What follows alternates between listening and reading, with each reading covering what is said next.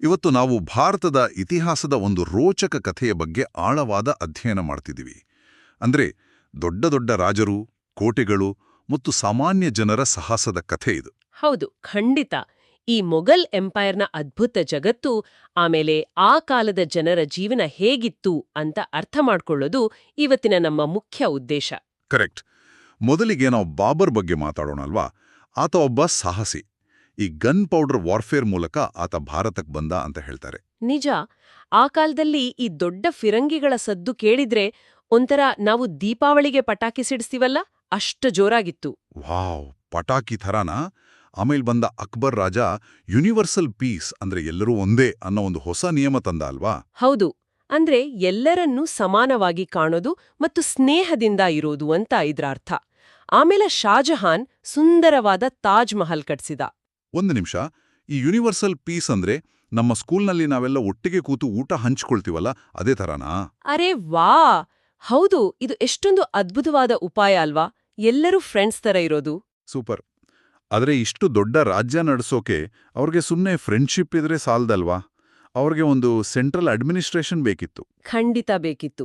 ಅದಕ್ಕೆ ಅವರು ಮನ್ಸಬ್ದಾರಿ ಸಿಸ್ಟಮ್ ಮತ್ತು ಜಾಗೀರ್ದಾರಿ ಸಿಸ್ಟಮ್ ಅನ್ನೋ ನಿಯಮಗಳನ್ನ ತಂದ್ರು. ಓಹೋ, ಅಂದ್ರೆ ಈ ಮನ್ಸಬ್ದಾರಿ ಸಿಸ್ಟಮ್ ಅನ್ನೋದು ನಮ್ಮ ಕ್ಲಾಸ್ ಮಾನಿಟರ್ಗಳಿಗೆ ಅವರು ಎಷ್ಟು ಜನರಿಗೆ ಹೆಲ್ಪ್ ಮಾಡ್ತಾರೆ ಅನ್ನೋದ್ರ ಮೇಲೆ ಟೀಚರ್ ಸ್ಟಾರ್ ಕೊಡ್ತಾರಲ್ಲ, ಹಾಗೇನಾ? ಹೌದು, ಸೇಮ್ ಟು ಸೇಮ್.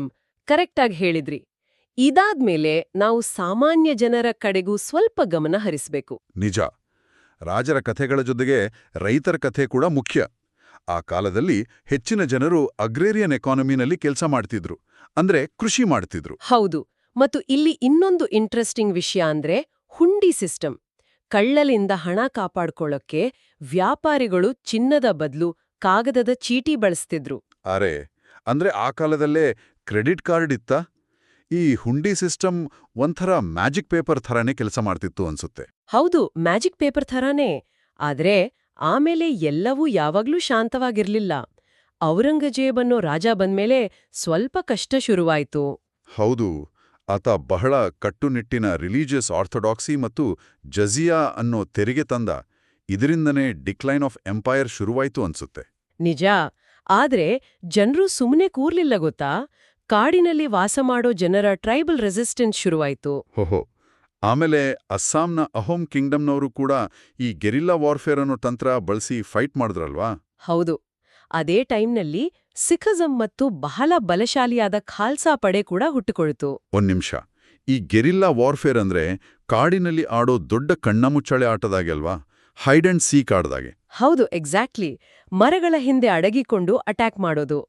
ಇಷ್ಟೆಲ್ಲ ಯುದ್ಧಗಳ ನಡುವೆಯೂ ಕಲ್ಚರಲ್ ಸಿಂಥಸಿಸ್ ಕೂಡ ನಡೀತು. ವಾವ್! ಅಂದ್ರೆ ಬೇರೆ ಬೇರೆ ಸಂಸ್ಕೃತಿಗಳು ಸೇರಿ ಹೊಸ ಕಲೆ ಅಥವಾ ಹೊಸ ಬಿಲ್ಡಿಂಗ್ಸ್ ಎಲ್ಲ ಸೃಷ್ಟಿಯಾಯ್ತು ಅಲ್ವಾ? ಖಂಡಿತ. ಇದು ನಮ್ಮ ಇತಿಹಾಸದ ಒಂದು ಸುಂದರವಾದ ಭಾಗ ಅಂತಾನೆ ಹೇಳ್ಬಹುದು. ಹೌದು.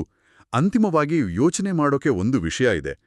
ಇಂದಿನ ನಮ್ಮ ಸ್ಮಾರ್ಟ್ಫೋನ್ ಕಾಲದಲ್ಲಿ ಸಾವಿರಾರು ವರ್ಷಗಳ ಹಿಂದೆ ಬಳಸ್ತಿದ್ದ ಹುಂಡಿ ಸಿಸ್ಟಮ್ನಂತಹ ಇನ್ನೆಷ್ಟು ರಹಸ್ಯಗಳು ಈ ಮಣ್ಣಿನ ಕೆಳಗೆ ಹುದುಗಿರಬಹುದು ಅಲ್ವಾ? ಎಲ್ಲರೂ ಇದ್ರ ಬಗ್ಗೆ ಯೋಚನೆ ಮಾಡಿ.